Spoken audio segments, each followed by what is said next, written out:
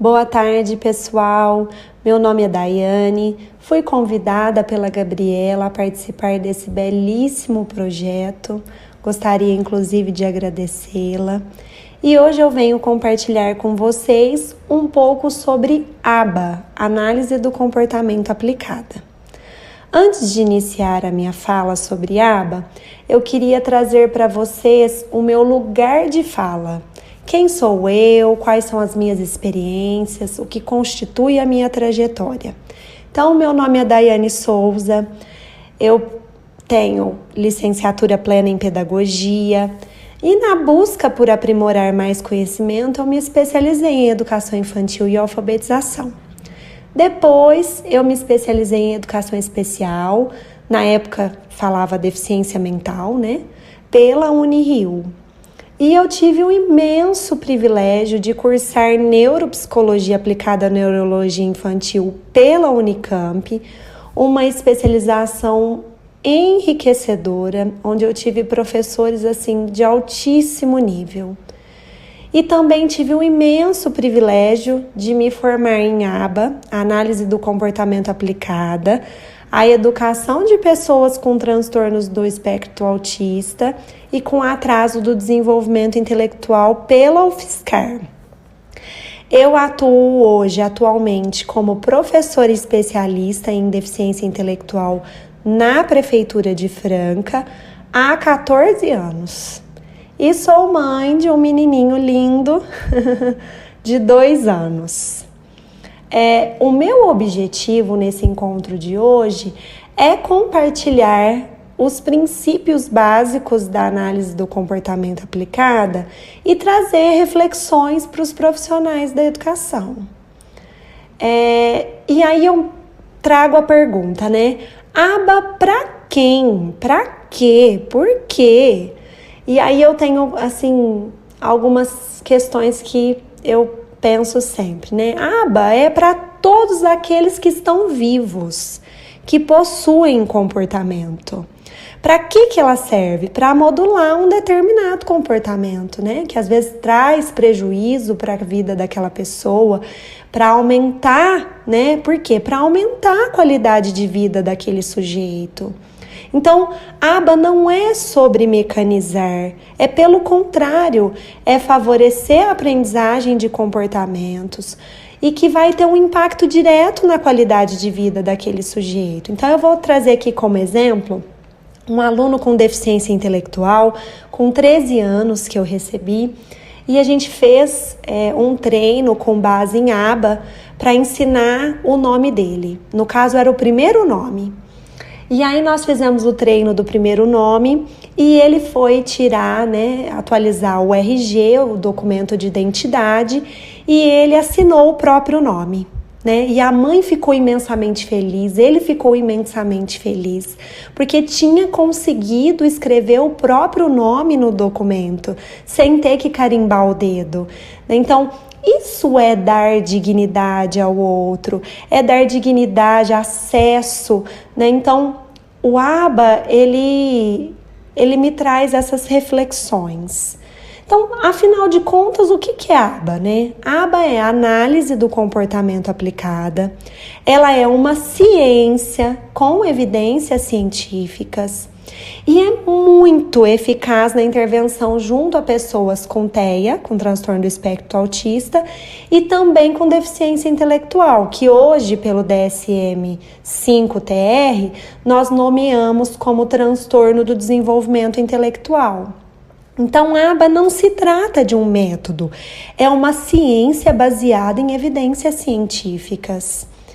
E quando a gente vai falar sobre ABA, nós temos algumas questões que não dá, para não falar, que são os princípios básicos. Então, nós temos a questão do estímulo antecedente, a resposta e consequência, que a gente pode lembrar aqui, puxar na nossa memória o Skinner, Lembra do experimento com o ratinho? Que ele coloca o ratinho numa caixa, esse ratinho começa a andar nessa caixa e percebe que ao tocar numa alavanca, cai comida. Toda vez que ele quer comer, ele aciona essa alavanca. Então, ali o ratinho aprendeu, ele foi condicionado a que toda vez que ele tivesse fome, a acionar a alavanca. E nós temos também, dentro dos princípios básicos, os reforçadores, né? Então, esse ratinho, na ausência de comida, quando ele aciona a alavanca, é um reforçador positivo, potente, né? Ele tem ali a comida. Para quem está com fome, a comida é um reforçador potente, né? Para quem está com sede, a água é um reforçador positivo, porque eu vou receber algo, eu vou receber um item que está me fazendo falta.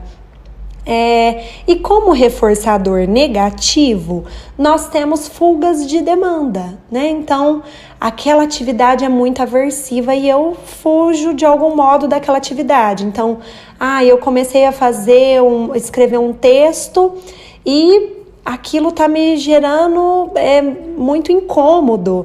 Então, eu vou lá e mexo no celular, né? Então, assim, é uma fuga de demanda.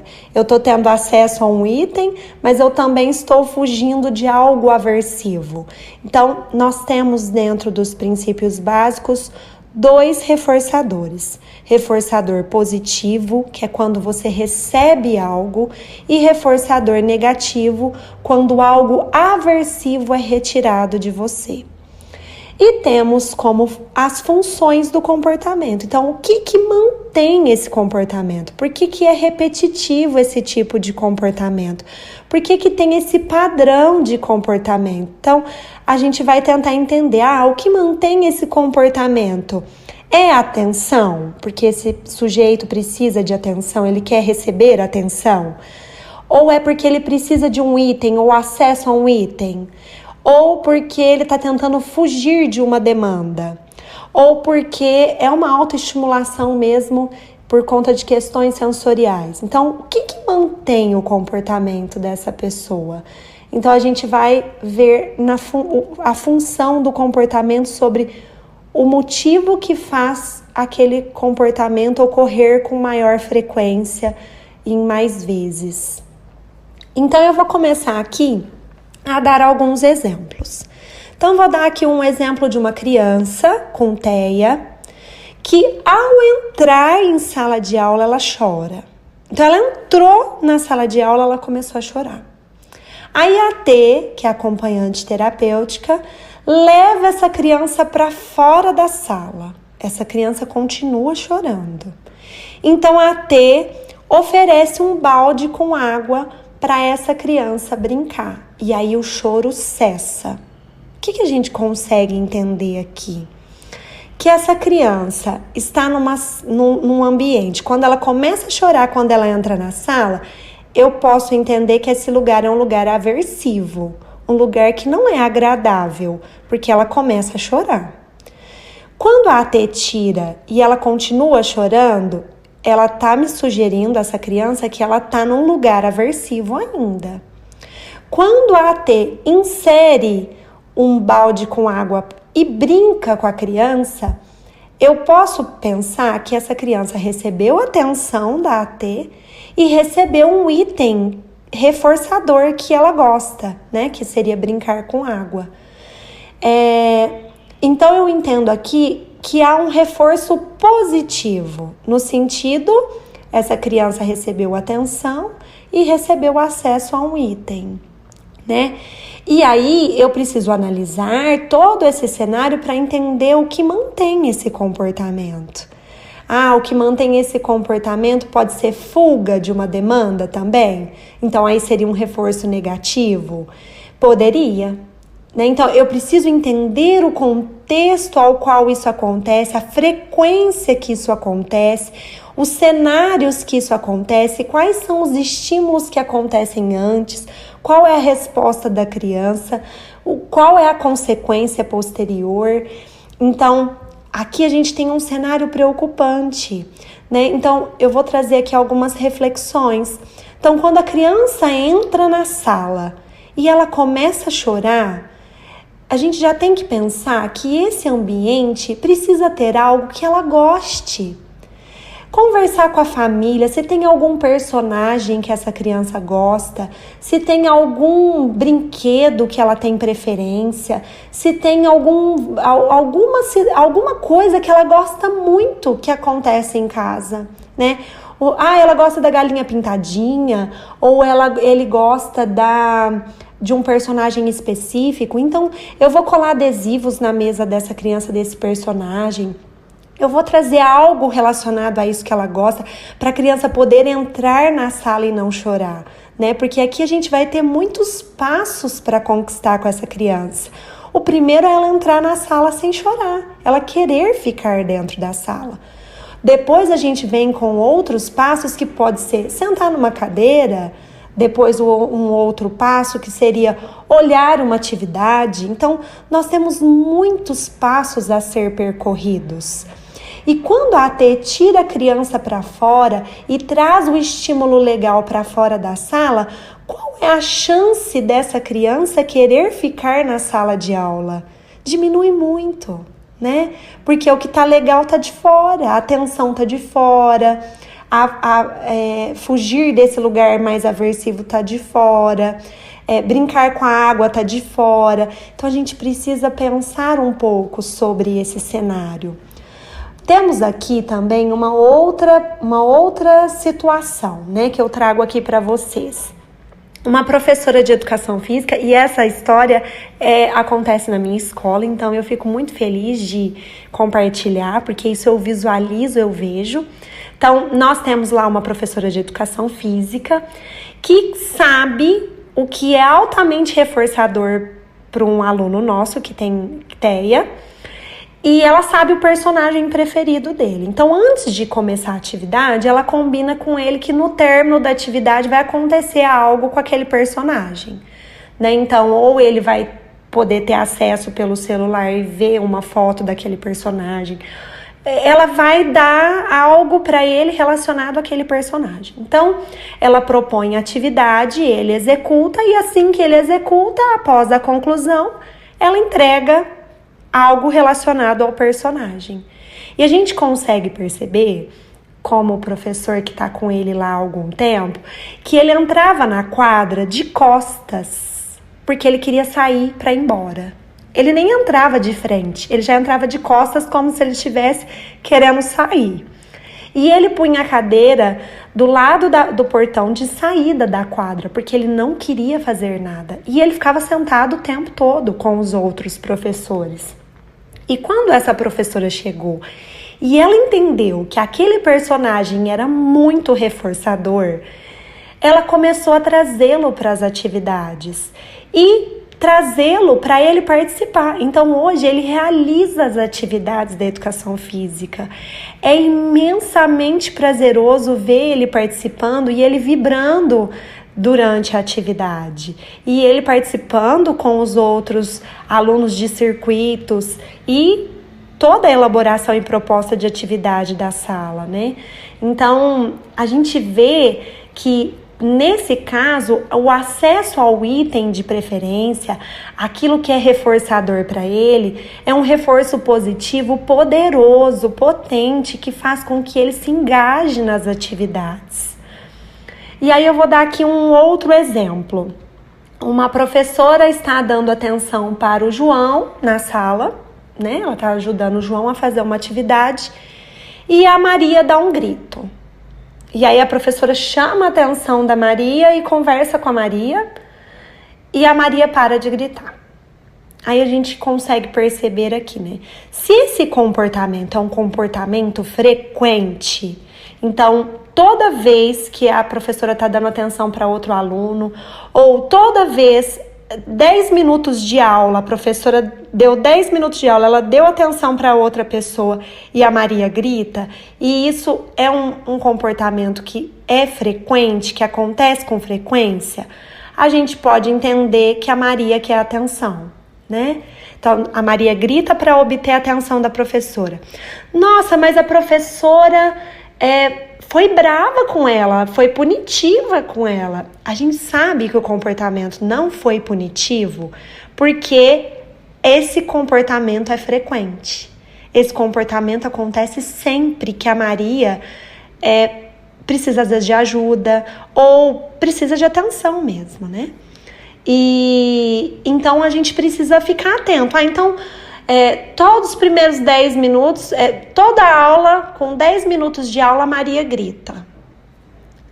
Quando a professora tá diante da professora, tá dando atenção para outra pessoa. Então se ela grita com 10 minutos, eu vou pensar em dar atenção para ela antes dos 10 minutos. Com 9 minutos, eu vou lá na mesa dela antes dela gritar. E aí, dando atenção para ela, é aquela questão, né? Se eu estou com fome e eu sacio a minha fome, eu não preciso do alimento, porque já estou saciada. Então, se eu recebi atenção, eu não preciso, né? Eu vou conseguir ficar ali um tempo sem aquela atenção. Então, aquela minha necessidade ali a priori foi saciada. Então, aba é muito sério, porque a gente está falando de observar o comportamento, de observar a frequência do comportamento, de observar em que situações esse comportamento acontece, de observar o que mantém esse comportamento. Então, a gente está falando aqui, por exemplo, de situações muito corriqueiras que acontecem na nossa sala e que são imensamente importantes a gente refletir. Vou dar aqui um outro exemplo. Uma professora dá atividade e diante daquela atividade a criança começa a gritar e se joga no chão em forma de birra, e aí a professora retira essa atividade e imediatamente a criança cessa esse comportamento de birra. O que fica claro aqui pra gente? Opa, isso acontece com frequência? Acontece. Então, quer dizer que essa criança está, como função do comportamento, ela está fugindo de uma demanda. E quando a professora retira essa atividade que para ela é aversiva, ela deu um reforço negativo. Então, todas as vezes que ela não quiser fazer uma atividade que para ela for aversiva, ela vai ter aquele comportamento de birra, né? Então, a gente consegue perceber a frequência, observar a frequência que isso acontece. E aí, a gente pode começar a trazer reflexões para o nosso movimento pedagógico, que seria, se essa atividade é aversiva, quais são as atividades que ela faz sem ter um movimento de birra?